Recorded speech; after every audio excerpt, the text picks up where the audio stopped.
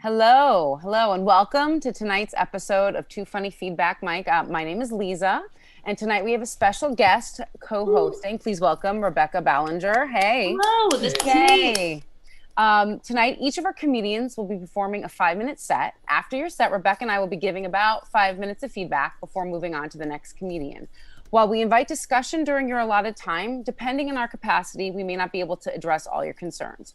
However, you'll receive a feedback form tomorrow where you can ask your questions and Tom responds normally within the week or it's helpful. And you're also welcome to reach out to us directly on Facebook or via email.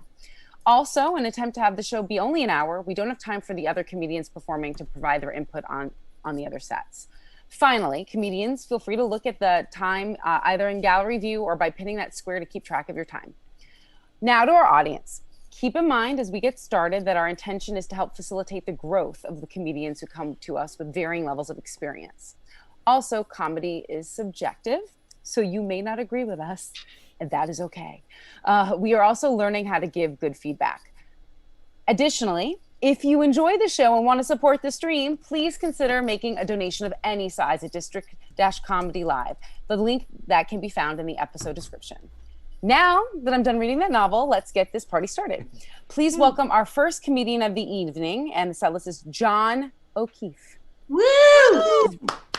Right in there. Oh my God, it's great to be here. Love you guys. I got my hair cut there yesterday. I get my hair cut over the pandemic. I only got it cut twice in the last year. The first time, my barber, by the way, he's brutal. He's straight, middle-aged, just madman. And I went into him about a year ago, I suppose, maybe just over a year ago. And I said, what do you think? Should I keep it long, Tony? My friend said it suits me. And he goes, are you joking? You look ridiculous. And I was like, what? Seriously? He goes, no, seriously. You look fucking ancient. And I was like, what? My friend said it suits me. And he goes, they're making fun of you. Oh no! I was like, all right. And he goes, I wouldn't lie to you. And I'm like, yeah, I'm getting that impression from you, Tony, if I'm honest. And this is why you should never get your hair cut from a divorced barber. I've learned in the past. I went in yesterday. I swear this is true. I went in yesterday. My hair was long the same, but I went in expecting him to throw things at me, like part of my entry. And then he said, what do you want? And I was terrified to say anything besides, I'd keep it short. And he said, I'd nearly keep it longer. It suits you. And I was like, I appreciate the compliment, but we need some consistency. All I got from my last haircut was wounded self-esteem and a half-finished joke.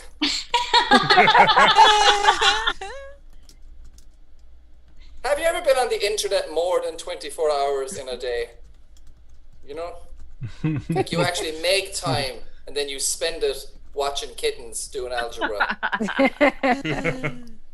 Maybe I'm wrong, but I feel like being on the internet's like being in your fridge. Because all my favorite food's in there. But when I look a little closer, all the food is racist. Like the internet to me is in a nutshell. It's like I go online quickly to check the weather, and then hours later I'm on Reddit and someone tells me that it has been raining immigrants. And I'm like, oh, I thought it was in the science forum. You're always right on the internet. Have you noticed that? Always like that's what's addictive. I'm amazed at how wrong everyone else is but me. Like it's remarkable. I'm the only one who's right about everything. I should make the rules. Sometimes I'll see someone put up a post and before I've read it, I'll guess why they're wrong, just to save time. I got into a squabble with a guy on Facebook. He was totally wrong, obviously. So I think I handled it maturely. I Googled his name followed by the word cunt. and for some reason I got a picture of him with a nail in his hand and I thought weird, but I'll take it. He was in a local newspaper years ago for being a clumsy idiot. And I saw that and I slept like a baby and I dreamt he died from a septic infection. So the internet does bring out the worst in people, but as I just said, it can also be really useful. I do try and steer away from the comments section. Like I was part of this Facebook group, I don't know if you've seen it, where you were only supposed to give bad advice. The entire point of the group is to give horrible, terrible, disgusting advice. So this guy said, hey, my girlfriend just broke up with me and moved all her stuff out of the apartment. What should I do? So I responded correctly, masturbate in the loneliest part of the apartment. Correct answer. And then some girl got pissy with me, even though the group is supposed to be ironic. And she said, how about you masturbate in the fulliest part of the apartment? Which isn't even a sentence. So I responded, I would, but then your picture flashed up, so I'll have to try again in a week when I've recovered. The point is, I don't get bogged down in petty stuff online. I rise above it, okay? One clean blow, I get out. I deleted my comment, I unfollowed the group, and I turned off the notifications because I'm a man. And I haven't got time to waste on this trivial stuff. Okay. Let's see. We need the internet for important things, though, I think. Like researching the exes to see if they're happy. And I also use it to ask questions I should know the answer to, like what's the capital of France? What's my father's name? I feel like I'm losing you with the internet stuff here. I think after about 3 minutes, you were like, "What the fuck is he? He can't just talk about the internet." No, I'm going to continue talking about the internet. So I was Googling stuff and I got confused because I'm Irish Catholic and I didn't know because I'm doing all these gigs for Americans. I want to relate, so I'm like, "Do you guys go to your church service mass?" So I just Googled Americans and mass, and I found out the answer was shootings. Like, oh my god. Anyway, that's all from me, guys. Thanks for listening to me, as always. Woo. All right, thank you. Give it up for John. Yeah, nice, John. Love it.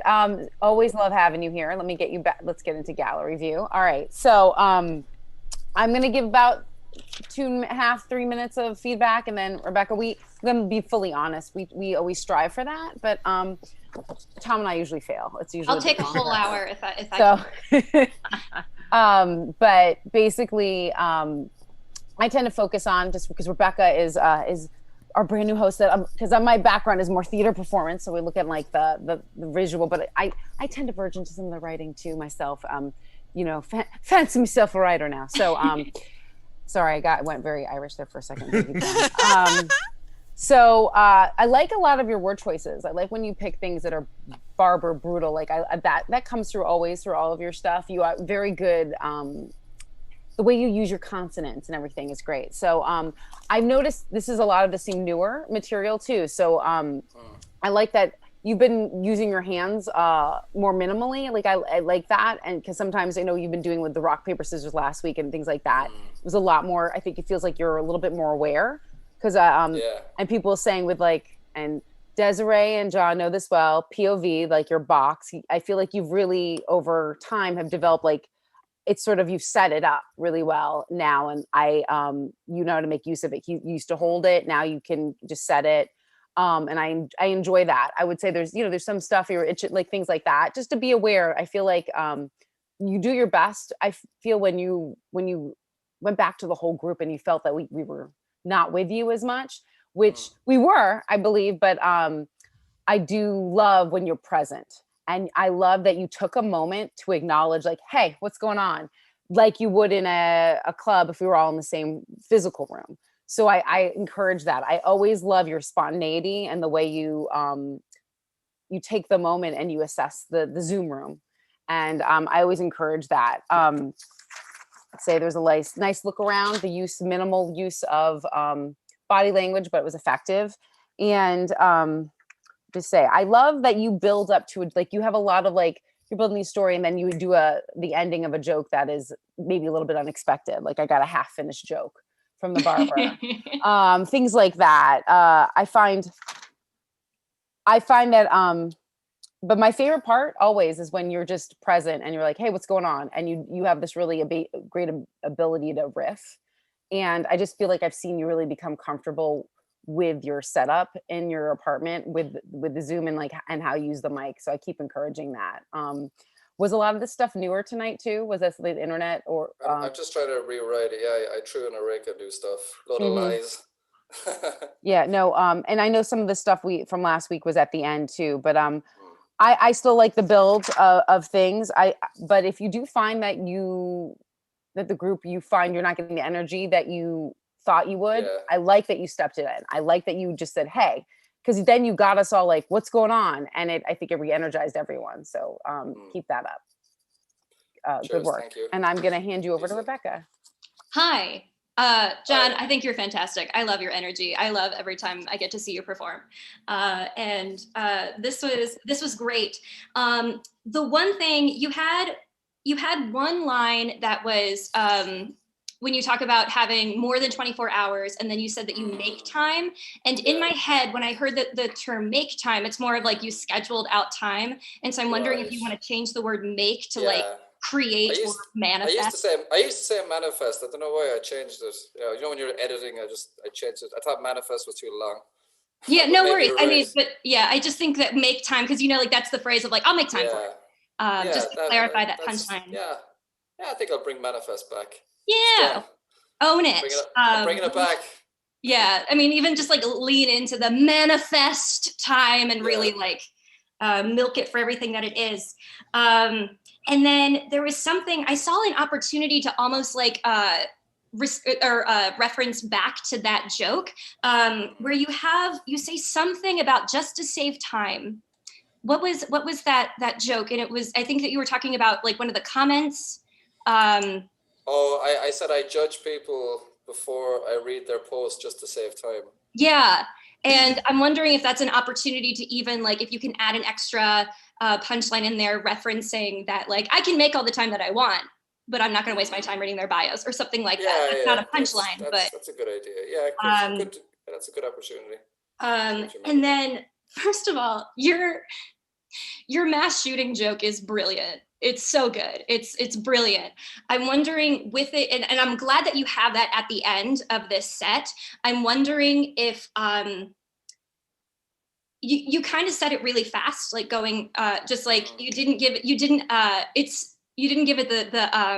the time that I feel like it really could deserve, of milking it, of almost like having your intonation go higher, higher, higher, leading to shocked. And like, instead of like covering your face, like having this like, what the fuck America face and seeing, I mean, play around with it. But I think that keeping it open instead of just brushing right by it and letting it land, I think that would give it a, it's brilliant. It's a good joke. That's all I have. But I mean, just, I love watching you perform every time. Yes. Give it up for John one more time. All right. Great job. Thanks. So I just put up the set list. I'm so used to Tom doing all the magical things, and I just sit here and enjoy it. So I actually did some work and put something in the chat. So you're gonna see that. So our next comedian is coming from the kinder, nicer place we call Canada. And yes, Tom, magic is still happening. I said that in the chat. But the kinder place that we call Canada up above. And please welcome Desiree Walsh. Woo! Woo! Hello. Yes, I am Canadian. There's still no joke there. It's still more of a humble brag. Yeah, actually, not really so much anymore, because you guys are beating us at the vaccines. Yeah, it's very hard for me as a Canadian that America is beating us at a healthcare issue. Yeah, I mean, I'm used to America having better stuff, but usually it's like McDonald's Happy Meal toys. Because back in the day, you guys had these amazing, and by back in the day, I mean like when Desiree was 5, so like 1990. You had these amazing like Happy Meal toys, and Canadians watch a lot of American media. Because why would we create our own content when we can just buy it from another country?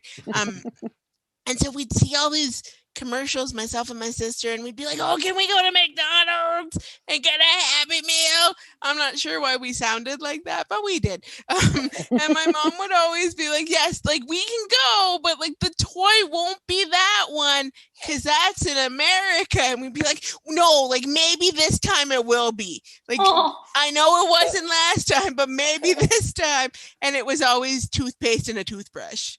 Yeah. Canadian Happy Meal toys back in the day were not like, we're not like yours. One day that will be super duper funny. Maybe not today. That is in replace of this joke. I discovered that while doing Zoom mics with Americans, I discovered that an ambulance in your country is $3,400 if you don't have insurance. That's American money, so that's a lot of money. Our dollar's low in Canada, and it's funny. In about 1990, so again, when Desiree was 5, the province of Ontario decided they were going to charge people $45 for healthcare. Oh, province is Canadian for state. Yes. So they were going to charge you $45 for an ambulance ride, not for healthcare. Everything else is free. They just want this $45, please. And people were livid that the government would have the audacity to charge its people $45. And in fact, I remember when I was little, I got injured and my mom was like, oh no, I think we need an ambulance. And my dad said, no, put her in the back of the car. I'll drive real fast. I have this funeral sticker. Don't ask me how I got it, but I'll be damned if I'm paying for a child to go to the hospital. In fairness to my dad, the family rule was if you can still breathe and talk, you do not need an ambulance. So shame on me for not passing out cold. Yes, really. The other thing I have learned about your country's healthcare system, which I find fascinating, is if you have a baby, best case scenario is going to run you $10,000 American. Again, lots of money. And like, that's not to like raise it right and send it to a good school. That's like physically extract it out of your partner. or yourself, like physically extract the baby out of a person. And I just don't think this is fair, because why saddle new parents with debt, America? I don't think that's fair. And actually, because my parents are so sociopaths, when I was little, I'm a twin and I was born premature. My parents used to say all the time, like, if we were Americans, your birth would have bankrupted us. I don't know why they sounded like old-timey cowboys, but they did. And so one day when I was little, I asked, like, what do Americans do with twins they weren't expecting and they can't pay the bill? What do they do? And my mom looked at me deadpanned and said, they stay in the hospital forever. So till I was about 11, I just thought all American hospitals were like that scene from The Shining, but like with children in the hallway, you know, that one. And it wasn't actually till I went to a wheelchair basketball tournament in Whitewater, Wisconsin. Oh yeah, surprise, I'm in a wheelchair too, because I'm an attention whore. And met other twins that I kind of realized my mom was full of crap. Thanks. Woo! Give it up for Desiree. Woo! Well, thank you. All right. Well, that was awesome. I always love having you on. And I would say, like, I'm always, John and Desiree have been like they're lifers. Like, they get a free coffee by now. Like, they Martin or something. We'll have to send you. I know you do Tim Hortons up there in Canada. Yeah. So I just love it. I know I've heard, because you are a faithful follower of feedback. I've heard a lot of the stuff before, but what I love is that you keep it fresh. And I know that I know that you're moving it around. It seems like. So I like that. I did like this flow and this order. I love that your personal stories, how you do that, and how something of the way you deliver it is what really just makes it funny. Like, maybe this time, you know, like you feel the faith of your like 5-year-oldness through that. And that's what I love about your stuff, is that your voice is so, the way you use intonation and volume and things like that really conveys it so well. But I love how you tell a story and how that becomes, we get to know you. And I know, and this is something Tom always says too, is like us befriending the audience. And I think that is so essential, and you do it so seamlessly. And it's just by taking us in with that story right away, and we get to know you so well.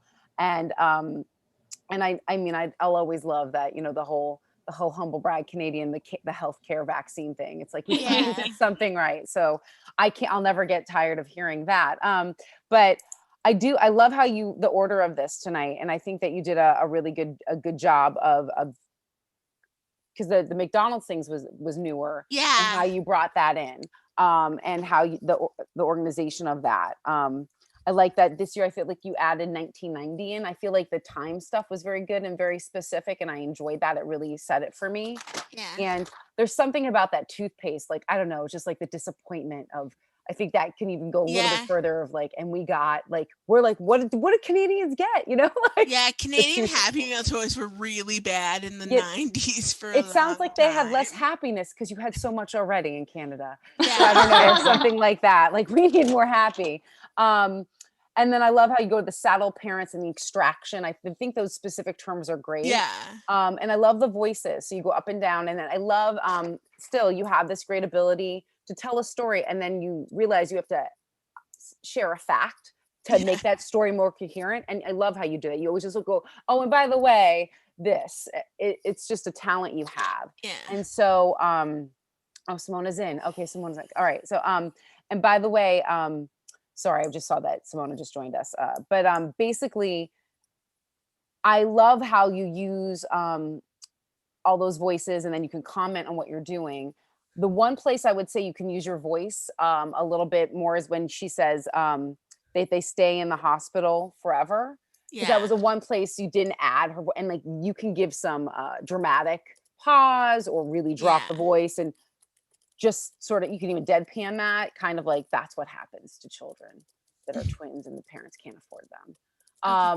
I think that you can play with that, but I do like the set order in this one. And I think that's pretty much what I do. The one thing is, I love seeing, I saw so much of your face last time, and I still see your face, but I feel like, I don't know if you have a ring light or not, but you were a little bit blurrier than normal, I feel like. Oh, that's and weird. So, I would love to see just, I don't know, moving the light. I mean, obviously I'm in a bedroom hiding from a small child, so my light's not doing well tonight, but just being aware of that. But I love it because I get to see your whole face now too. And I loved last week too, getting to see more your shoulders if you can. So, because it just shows the frame, it gets to see more of you. So thanks. Okay.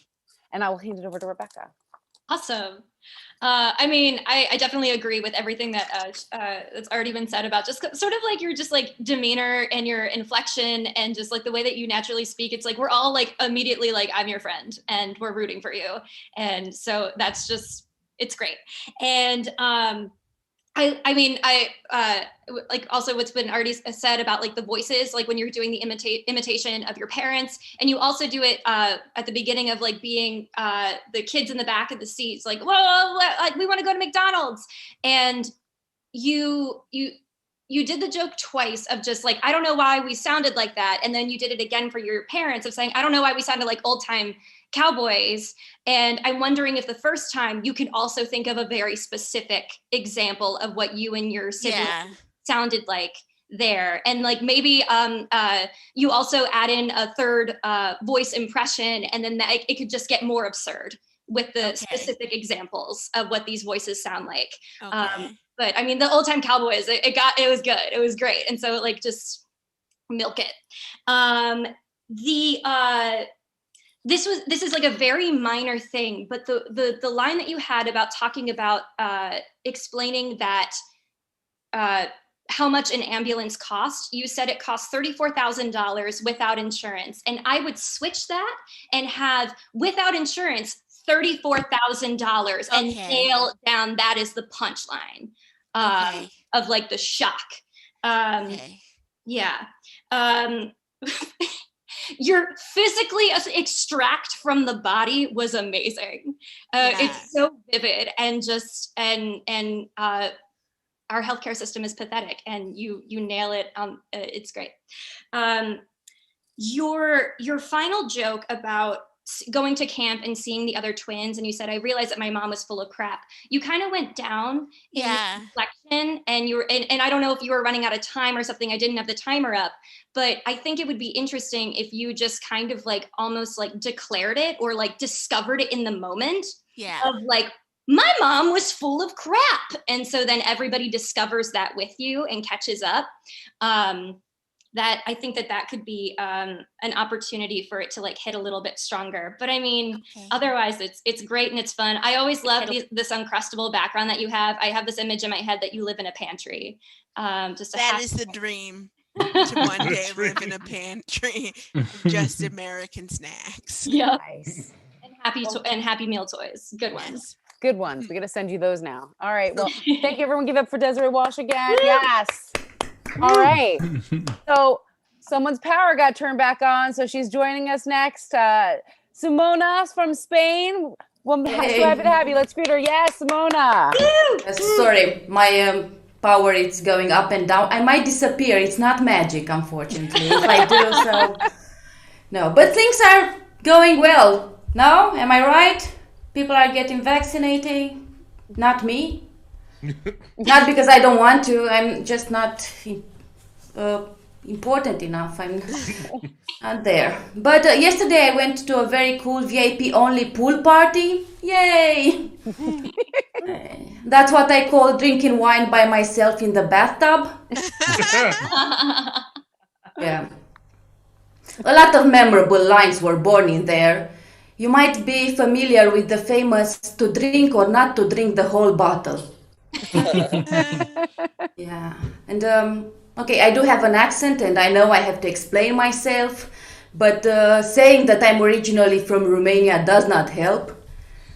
And saying I'm East European can be also confusing. So, okay, I'm Russian, it doesn't matter. It's like that part of the world with the ones that are never happy. Yeah. And I mean, what's there to be optimistic about? Earth is a garbage bag drifting into a black hole. Come on. We are like slowly moving to the ultimate garbage can. Not recyclable. And taking advice from unrealistic, optimistic, happy people is like taking navigation coordinates from flat earthers. Seriously, it's crazy. But I was told I should talk more about relatable subjects like dating. But, I mean, I don't know anything about dating. How do people do it? I mean, every time a different person. Why? I've been with the same guy for years and I still don't know anything about him. Maybe I should try that thing I heard so much about. I believe it's called listening. Or sounds boring. But like I know so little about dating that for a while I confused Tinder with Kindle. I mean, I know I'm stupid, but they both can light you up in a way. And I kept wondering, I mean, how do people hook up on Kindle? What do they do? Do they like swipe right Harry Potter and hope it's gonna be magical? But quickly realize he's underage? But I heard that on Tinder it's easier because people are alive. Yeah. Well, most of them, to be fair. Yeah, like you should know that you should never trust things that have great in their name or tagline. Yeah, that's bad PR. If they had to put that in the name, it's not a good sign. Go with okayish. Don't be greedy. Like between Alexander the Great and Ivan the Terrible. Yeah, actual historical figures. That's me trying a more relatable subject. Yeah. But okay, go with it. But between Alexander the Great and Ivan the Terrible, I would go with Ivan. I mean, how terrible can he really be? At least he's aware of his flaws. I mean, I can work with that. He's already one step ahead. He knows he's terrible. He doesn't brag around like Alexander. Oh, I'm so great. My private tutor was Aristotle himself. Name dropping much? Oh, I never lost a battle. Dude, you died at 32 years old. You kind of lost the greatest battle. You couldn't even beat Jesus.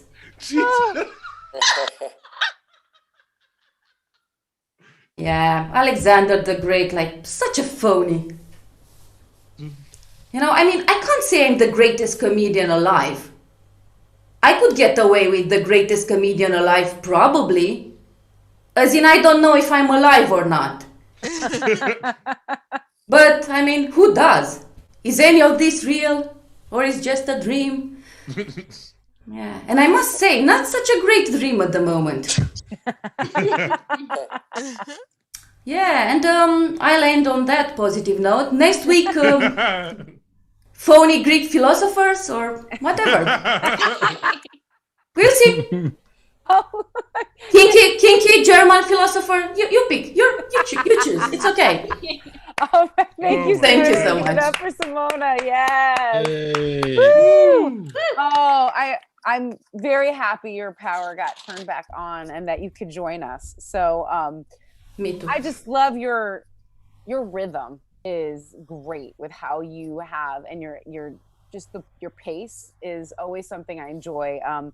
I love how you said you also are great in the moment. Like, it's not magic if I drop out. Like, you're very you're always there and very present, which is something I really appreciate. And funny, I usually don't like backgrounds with like the words behind them, but I think like, because I always am like, am I trying to read it? But I feel like it works tonight. Like, I like laugh people. You actually look quite lovely on this evening, and so I don't know. It didn't. Your jokes were so funny, and that I was like, that's a completely appropriate background, and I love that. And I like that you changed your different backgrounds, because I don't think I've ever seen you use the same one, and they're sort of fun. I like anticipate what you're going to do, especially, and this is something with in Zoom, you have so much power over this little box that I love that everyone I see in Too Funny Feedback really utilizes it, or it's been playing with it, or making it their own, so that it sort of represents, you sort of have like an advertisement of what you are, who you are, even if behind you when we start. Like, it starts with an energy, like, and Desiree's Uncrustables would be like, living in a pantry, like it starts us off right there. We are, so I love that. I think you just have you have such, I know you say about relatable material. I love your material because you take, well, some people would think of like more high concept and things, and you make it completely relatable. And the reason it works is because of your pacing. It's because of, you have this wonderful self-deprecating humor, but it's not so much so that we're like, ooh, she's hurting herself. Like, you do it with this great let's say attitude and just delivery of always, and it gives you the opportunity that if something isn't landing maybe, or it gives you the ability to riff on it a little bit more and gives you the room. So I really enjoy that, because you did that later with just I'm alive or not, or how you're playing with things. I just thought that was I think that the way you set up your set and the way you deliver it and your pacing gives you the room to stay very present and to add things as you see them, and that's a strength of yours that I've always enjoyed. And I love that you do the maybe material that might be, some people might think, oh, you're talking about Alexander the Great, or you're Evan the Terrible. You make it completely relatable, and you do it in the format that you chose about like Tinder or Kindle, which I just think that's a great joke and a great concept of where you go into that. So keep going with that. Thank you, Simona. Thank you so much. Okay, I mean, yes, all of that pacing, your like perfect balance of self-deprecating, but we're still just like it's so good. Like, your flat earthers taking directions from flat earthers comparison, genius. The Jesus joke honestly was my favorite, and I'm probably going to be telling everybody about that joke that I meet for the next week, which will be 2 people because I'm but one option or like one joke opportunity that I kind of heard in here was I don't know anything about my partner, so I thought about trying this thing that I've been hearing so much about, listening. You talk about hearing so much about listening, and I'm wondering if I don't know what the joke is, but I'm wondering if there is an opportunity of your listening to the idea of listening. That's also ignore that note. I just No. It needs something there. I don't know what. I've been trying a couple of things, but I was not happy about them, so I cut them out. I'm wondering if like if it's just like that, all like the talking about maybe finding it in something that a lot of people look at, just like a relationship blog or like these relationship podcasts or something, and like making it more relatable of like that people maybe listen to that. I don't know. I used to work in a mental health like nonprofit, so like I would post that shit all the time. But it still worked. It got a laugh. I just thought that maybe there was an opportunity for an extra line there. I'm wondering, I got a little lost, and maybe and if other people didn't, then completely ignore this. I got a little lost during the Tinder Kinder section, and I'm wondering if just like if it's as simple as just like stressing the first syllable of each one, so we know which one, because also like over the internet, over Zoom, we're all like, our voices are a little tinny, so it's like hard to kind of hear it, but just stressing that to help maybe clarify that a little bit. I had to catch up a little bit more. Oh, and then your Alexander the Great section is brilliant. I'm wondering if there's an opportunity for when you talk about like him dying at 32, it's like he lost the greatest battle, and I'm wondering if there is an opportunity there to even do something a little bit more relevant of like he didn't even have a chance to have a middle-age crisis, or something that like happens to us now in our 30s that you could say he didn't have a chance to do. But I mean, all in all, I think it's fantastic, and I love your jokes. Your jokes are so good. Thank you so much. Yes, thank you so much. Everyone give up for Simona again. Yes. Thank you. All right. So next up, I'm sorry, I'm so used to Tom just being on it, but okay, I'm gonna say your name wrong. I know it, because I know I'm supposed to say it right, because everyone murders my name. I really apologize for the background noise, but we're just gonna go with it anyway. Okay, no worries. So who is up next is joining us with I know. Let me see. I gotta see if I can see everyone before I do that. Hi. Okay. I am having technical difficulties. Hold on 1 second. All right. So I'm gonna say it wrong. It's Carmia or Carmai. It's Carmia. I had it right. All right. Thank you joining us. I love from not too far away from where I'm at. I know it is Carmia. Everyone, give it up. All right. Thank you. Thanks, y'all. I'd really like to go on a silent meditation retreat, but they're too expensive. It's okay. If any of my jokes don't work, free retreat for everyone. When I asked my husband, do you have a minute? Two things are going to happen. Number one, I'll say something important. Number two, he'll say something wrong. It's not fight or flight mode. It's freeze mode. He turns into a meerkat. I'm like, my dad's really getting on my nerves. He starts muttering a list of safe responses, a list I gave him. Tell me more. How can I be helpful? Want to take a walk alone? Tell me more. How can I be helpful? Want to take a walk alone? He's not sure which one to use. I say, can you make us some tea while we chat? And he says, you didn't buy tea. That's not on the list. Want to take a walk alone and buy tea? The problem is he's not a mind reader. None of y'all are mind readers. Neither were my parents. I used to play soccer with my best friend, and every game she stole the ball away from me. We were 5.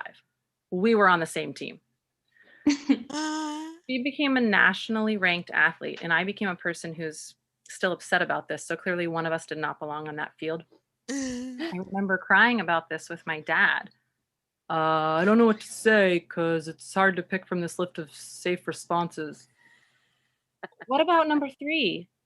There, Carmia. No. Number 7?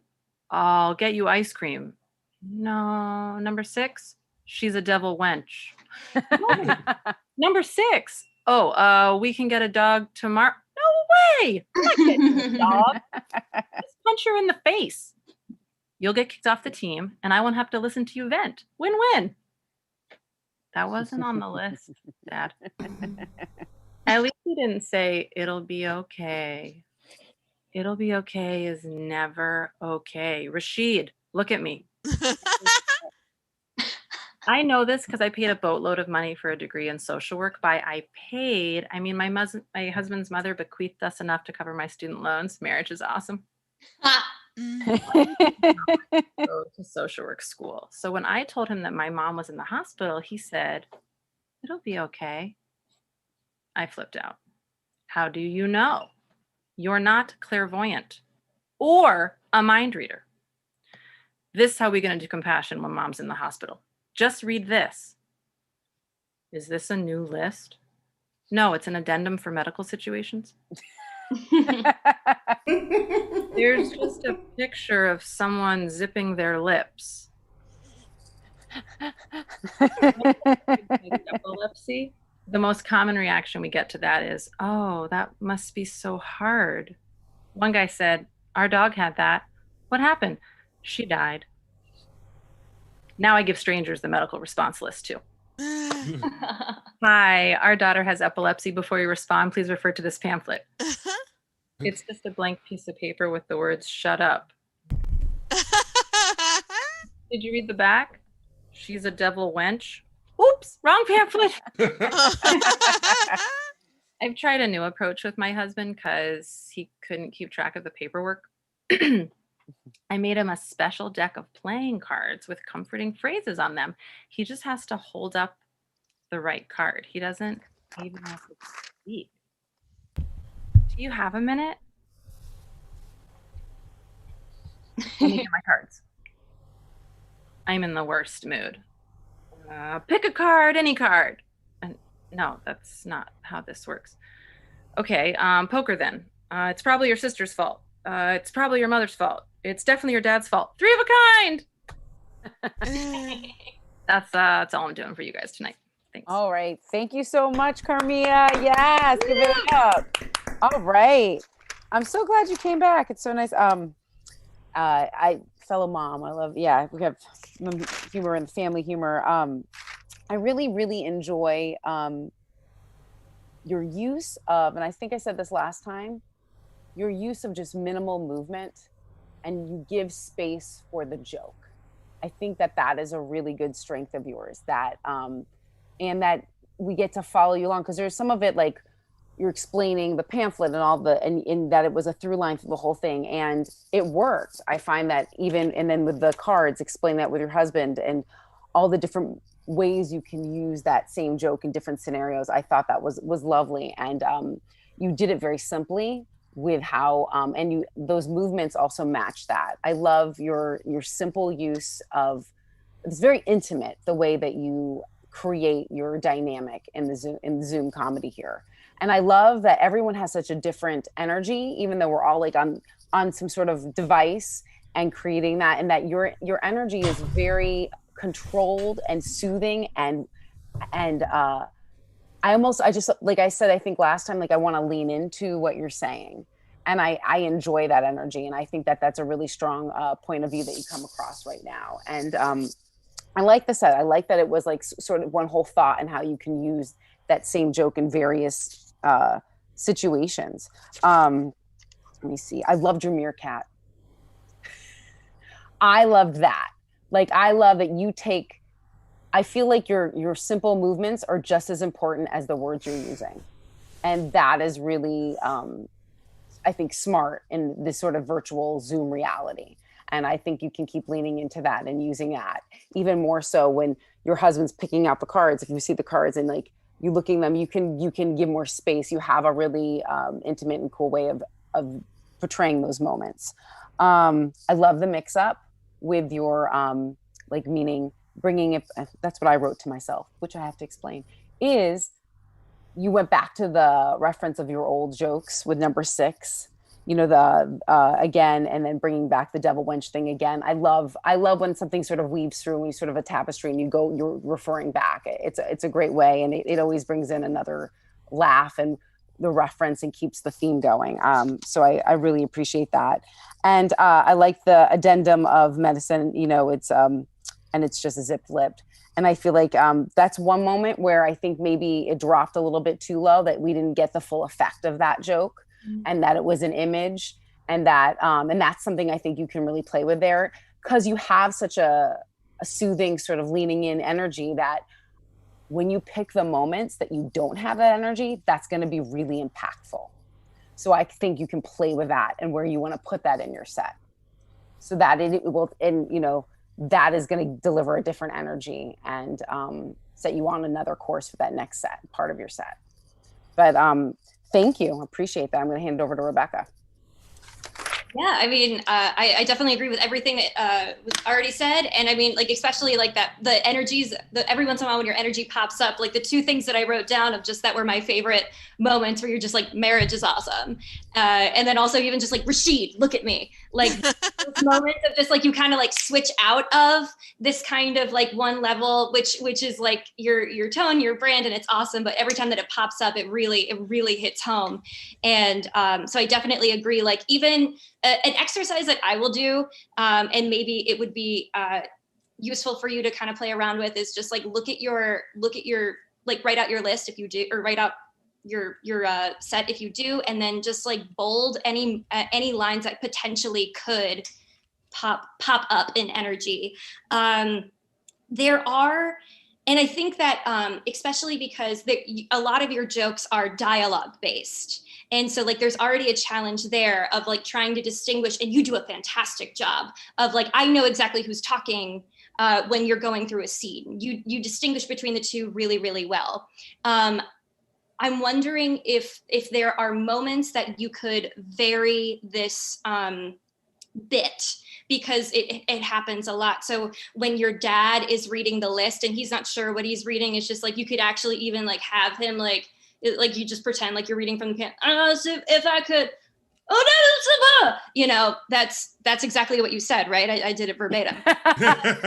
But just like there could be like playing your dad, like discovering it in the moment.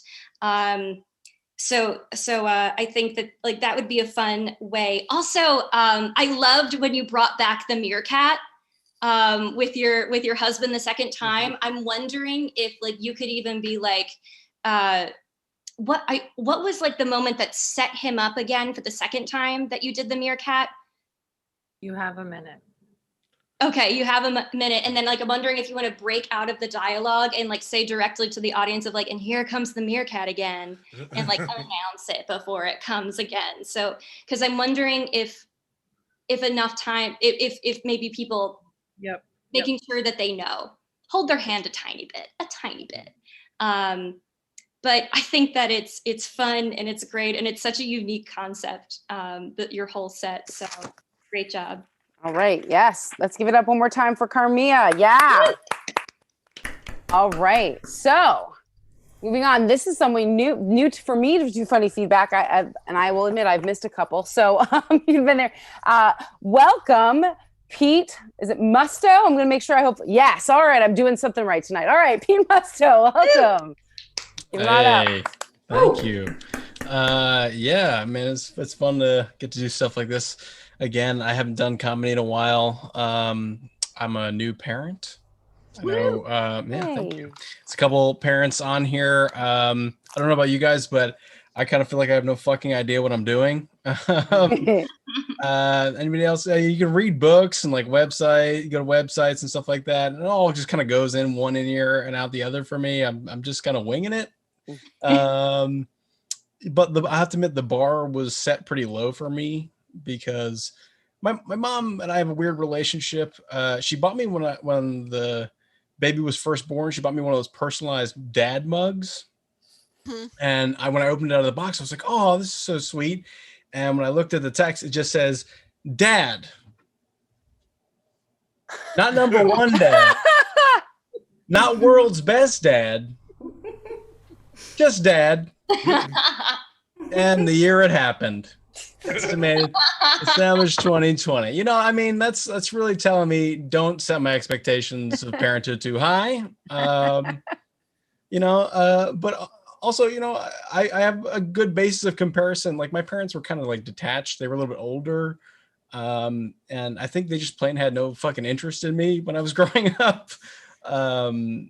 Like I was never into sports, but for some reason in high school, I decided to get into track and cross country. which is like the easily the least interesting sport to watch. So the I understand why this happened to me, but the one and only time that I asked my mom to come to an event, I was running the mile, and I could run pretty good. I could run an 8-minute mile, maybe even less than that. So my event lasted 8 minutes, and my mom was gone before I ran 3 out of 4 laps. So my mile was 8 minutes. She could only last 6. I was like running by her once, like, "Hey, mom." She's like, "Hey." Ran by again. I was like, "Hey, mom." She's like, "Oh, hey." I ran by again. I was like, "Hey, mom." And she was getting into the car and like, like "Hey." But everybody parents differently. I'm not trying to hate on my mom. Everybody's got their own style. Currently, our style right now is whatever shuts the baby the fuck up. Like just whatever.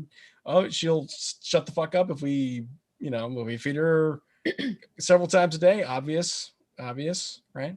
If we put her to sleep, obvious. What I didn't realize though is that like kind of like the long-term aspect of parenting, like you really gotta be a role model and establish kind of who you are so they can have a basis for who they'll be. And I never saw a better example of this than the other day. I was walking through the park and I was going by the basketball court, and I saw a dad there at the basketball court with his 2 sons, and they were sitting on the bench looking kind of dejected and just kind of not interested in what was going on. And he was dribbling and shooting whatever. And as I got closer, I realized he was berating them like incessantly, just like insulting them while also taking free throws. He was like, "You guys got no hustle, dribble, dribble, shoot. You got no drive, dribble, dribble, shoot.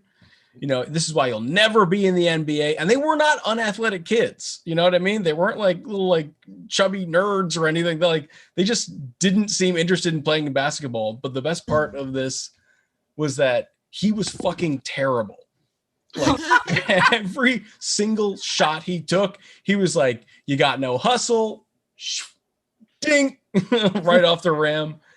He was like, "You lack drive and enthusiasm," right over the top of the rim. I just gotta say, like, if you're gonna be a dickhead of a dad, at least be good at the thing that you're fucking trying to knock your kid, just emotionally destroy your kids over. Yeah, but I don't know. I only got about 30 seconds. Okay, I'm just gonna leave it there because I was trying to expand that joke out a little bit more, but I don't want to go into something new, so I'll just call it there. All right. Well, thank you, Pete. All right, Pete Musto, and all the new things that parenthood can bring. Yeah. All right. All right. Well, thank you. Thanks for joining us. I always love seeing new and old faces. Very exciting. Like someone else decided that they would spend time with us. Appreciate that. So I'm going to get right into, as a parent and as an older parent, I feel your parents' detachment. No. But I really like that you like right away recognize like, oh, they're their parents here. So you just start there, and that we really start with that nice firm like beat right into it, and recognizing that. And just going right with the low bar, and just, I loved your whole style is it feels very podcast to me, like very conversational, and which is great because everyone's so distinct here. And I love that. And I like that because it is very just a story. I feel like you're just like, your musings about parenthood. So it's sort of like, you may have a very specific set list, but it feels very just like I'm with you. We're having a conversation. We're sitting down. I'm having coffee. I'm listening, like that kind of thing. I really enjoy that that vibe. So, and I love props. So as a theater person, that you brought one up, and I like when you revealed it. That was really, that's key. So that you waited for that dad mug. Oh, everyone's like, oh, because we've all like given our either gotten that required Father's Day or dad mug that we got for them, where everyone's like, oh, number one dad. And I like that how you set it up, and then you just brought it up, and we just dad established 2020. We're like, Oh, I understand now. So I thought that was a really good reveal. I enjoy the props. I also think the angle of your screen, everything works for your feel. Like the comic books in the background, like that all adds to that podcast sort of feel. Like, you know, armchair expert, kind of like just, hey, I'm sitting, we're talking about something. Kind of, I like enjoyed that. What else is saying? I enjoyed when you were talking, when you're doing the actual acting out of your mom in the car. First time and you're running through, and then like, because I like, it almost felt like she was rolling, like you had did this great turn, and almost was like she was rolling down the window or something. The car, you're like, hey, like the old school car window kind of thing reference. I love that specificity in the movement, so that it really made that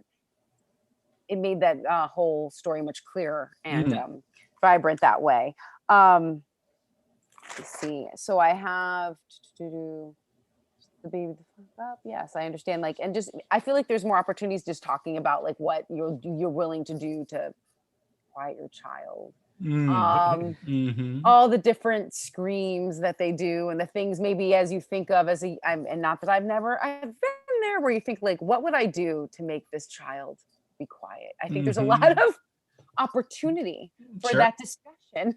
And go there, and because you have such a wonderful conversational thing that if you did say something sort of outlandish, we'd be like, oh, but like it would work because you're kind of like, just thinking about that, you know.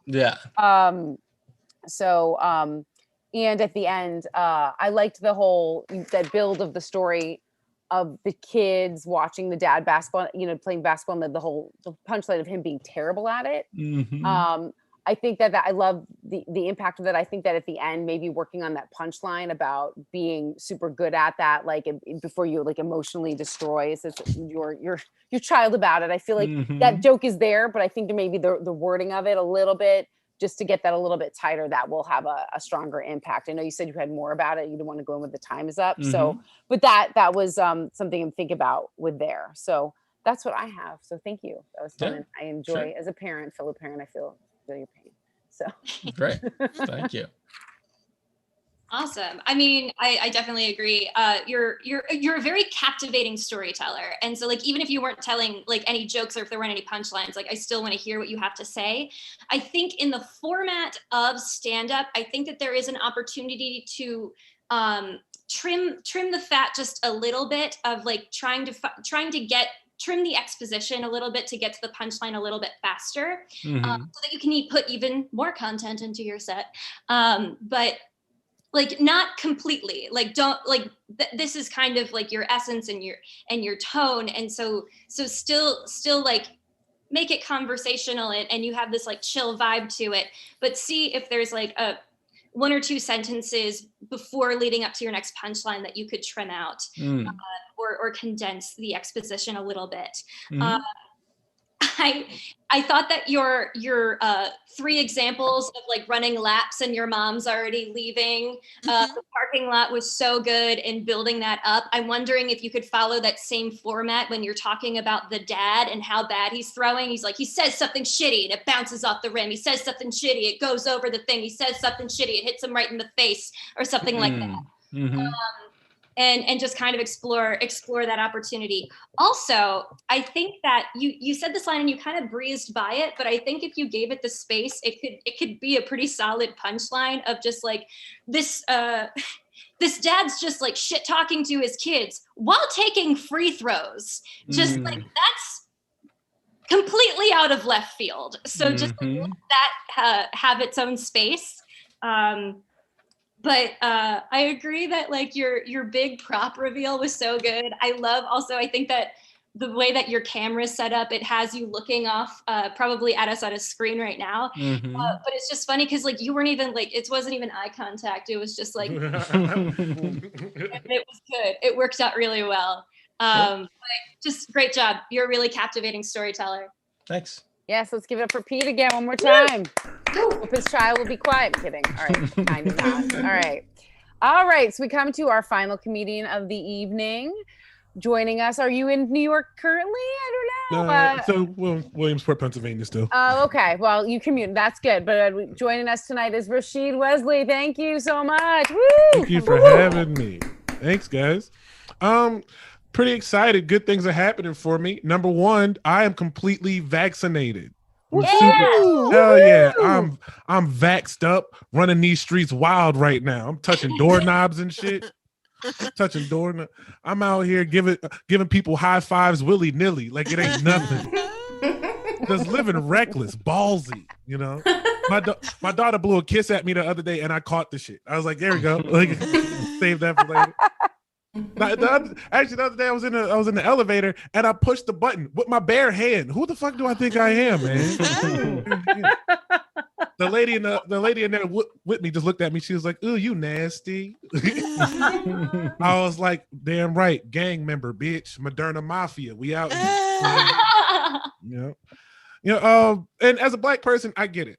But taking the vaccine is a big deal. You know, we have every right to distrust the vaccine. The country has fucked us up way too many times. But I will say I'm very happy to be vaccinated. But also, as a black man, I made my white wife take that shit first, right? I just didn't feel like they was going to sacrifice one of their own. You know what I'm saying? Like I'm not saying the doctor had a gun labeled Tuskegee, but if he did, I for damn sure grabbed my wife and said, "You want to get to me, you got to go through her." Oh, man. But I'm happy to get out because, I've been quarantined in a small town and I realized I've been out of big cities for too long because I've been going to New York, and I'm realizing that these new drug dealers are built different. They are not the same drug dealers I was used to. Like in New York, they have these weed vans, right? Where you can buy like edibles, weed, all that other shit. And I was walking through Times Square and I walked past this dude, a black guy hanging out the window of an RV. And I was shocked. I'm like, oh shit, black people are camping now? Like that's what we doing? Like tents, campfires, s'mores? I just started praying. I'm like, look at God. Look what he can do. That's amazing. But then we locked eyes like it was a Pokemon battle or some shit. And he just goes, you want to get high. And I was just like, yo, did this man just try to Jedi mind trick me into drugs? What the fuck is happening right now? Like, I think he just tried to, like, I was not prepared for that kind of shit. These new drug dealers are not the same. The DARE program did not prepare me for these niggas at all. I was not ready. I was ready for that peer pressure that you see on the commercials, like where you see a little nerdy kid reading a comic book and some jocks walk by him and they're like, "Hey kid, put down those comic books and smoke weed with the rest of them." and he just goes, "No thanks, sobriety's my superpower," and just walks away. Like I was ready for that kind of shit. But no, this dude didn't even have any finesse to his drug sell game. He tried to sell me drugs like an angry scam likely call. Like that's what he was just like, "Hey, we have contacted you repeatedly about your turn on this blunt." I wasn't ready for that shit, man. When I hesitated, he knew I wasn't really about to buy. So he handed me his business card, and that's when I knew I wasn't buying weed from somebody who was that professional. This man's business card said Killer Kush Incorporated. I was like, what the fuck is that? Like, I like the name, but you can't buy weed from somebody with a tax ID. The fuck? You can't buy drugs from somebody who pays taxes. No, I don't trust in that guy. Nah, man. But I wanted to look him up. I wanted to see like what he had going on. So I looked him up. This motherfucker had a review on Yelp. He had one review, and it said the weed was trash, but the RV was a hybrid. So good for the environment. 3 stars. Wouldn't smoke again. All right, guys, that's all I got. All right, give it a yes. Woo, I'm so glad here this evening. It's so nice. We got to. She was on a podcast with Tom and I when we'll do one-on-one interview a month ago. So or so.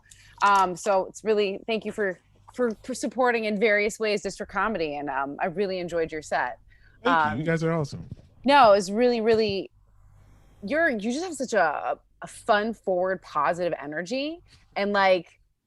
You can say stuff that I feel like other people can't, like you can just come out with like, and your point of view is so fun. And the way that you see things. I mean, I love starting off with the vaccination thing, especially because it's really topical, but also like the ways you explored that were awesome. And I mean, I have to say my favorite, a couple things, my daughter even blowed a kiss, and I even caught that shit. Like that was awesome because it's also not that you could still have done that before you're vaccinated. I just loved all the levels, Right. you know, like that. I love that and like that rule of 3 of going into that was awesome. Like, so that was really fun. Like you sort of threw us with that too. And then man, when you do the elevator with that bare hand, like that was awesome. I mean, because we can all relate to that, and it's just really funny. And then you just feel like, yeah, you're badass for that. That was look what I can do. Yeah, it's awesome. But I think that like the whole time I'm just like, it also was like I was in the elevator with you, and you were like, it made me feel like, oh man, you touched an elevator button. Oh, you know, and then all the different aspects you went about the vaccine and saying how your wife had to go first, and like how you approached that topic. That was awesome. And then the Black people are camping now, or like that, because that's true. Like, because you have the ability like to really come at topics that are you can disarm us with it and make us rethink it in a way that like takes, because there are a lot of hard subjects out there, right? There's a lot of stuff and strife going out there, and for you to be able to make us laugh about it and present us, it disarms us, and it makes us realize like we're all this, you know, like it helps us sort of confront those feelings in a positive way. So I mean, I appreciate that very much, that subject matter and the way that you deliver it, because it's also not like feel like we're being, there's no preachiness to it. There's no, you know, but it opens up, I think, us all up in a way. And I appreciate that because of of your demeanor and your energy. And also because we're also laughing with you, you're sort of like, all right, let's, you know, and that whole dare, I appreciate the nerd stuff you dropped in, because I'm a fellow nerd. Thank you. I'm a serious nerd. And like Pokemon battle, which I think you can have like a moment there, like Pokemon battle. I don't know if there's a sound effect. I don't know, but like it feels like, or what Pokemon noise, because they only say their names over and over again, right? Like you can have some fun there. Not that we didn't have a ton, but the Jedi mind trick, because I'm a Star Wars geek. But I saw that, and I love that it pulled in later to your talking about like the kid, the whole dynamic, and he's reading a comic book. Like I felt like I got to know you without you being consciously like, I like comic books, or I know this, or I like, because of the references you had, which helped me get to know you better. And I appreciated that. And Dare did not prepare me, and I feel you on that. But I just thought it was really an awesome set. I really don't have much to say as like, look at that, but I feel like there's just more opportunities to have more fun. Like I said, like the Pokemon, the nerd references and the sort of fun, and letting those, if you're in a club, you know, with people right now, you'd be able to figure out like when those people who laugh, like who are your nerds out in the audience. So allowing that in the Zoom room too is sort of like its own skill set. And I know you've been performing in the clubs currently and back and forth. And I feel that you take that energy present in the club and you bring it to the Zoom format really, really well. So I say keep going with that and just having fun. And I mean, I want to go give a Yelp review for Killer Kush Incorporated. That was brilliant. All right. Thank you. Thank you. I really understand what John was saying at the beginning of this before we started streaming, when he was like, fuck you, you're so fucking good at it. Makes Yeah. Like I get that. Like I'm like you're writing, like I was like, I'm trying to like think of like, oh, like what writing? I don't have any writing notes for you. Like it's so tight. I think that like honestly, like my only note for you is like I think that you have some variation in your tone when you deliver, but I'm wondering if and maybe I'm wrong, but I would be curious to see you experiment and lean more into certain variations of tone with like different punchlines. So like when you're like, my daughter blew me a kiss and I caught that shit. Maybe not that dramatic, but I mean like playing around with can it land harder if you're really like leaning into that. The other things that I wrote down that could potentially be a little bit more exaggerated in your tone would be your line of "Look at God," like just like really ponder, really just really exaggerate that. And then you did a little bit of this when you're like, Black people are camping now. Like there was a little bit of surprise, but like if you could like also be like genuinely surprised in the moment, because I think that like I also have a theater background, and the thing in like comedy on stage is that people always laugh when the audience sees the actor catching up to what the audience already knows. And so if you're delivering it as you're discovering it, then the audience is like, haha, you caught up. And so that like Black people are camping now discovery might be like that. But I mean, it's already good. I mean, like it's already very strong. It's clear that you deserve this residency that you got, and your writing is so Yay. One of my favorite phrases of all, that's like literally one of my favorite Black phrases is "Look at God." Like anytime something good happens, Black people look at God. Well, won't he do it? Yes, he will. Like that's the thing Black people say all the time. It is my favorite thing. Yep. I love it. That's my new favorite phrase. I'll love to hear it. Like I might get a shirt with that. Look at God. Like look at it. I gotta give it up for Rashid one more time, you guys.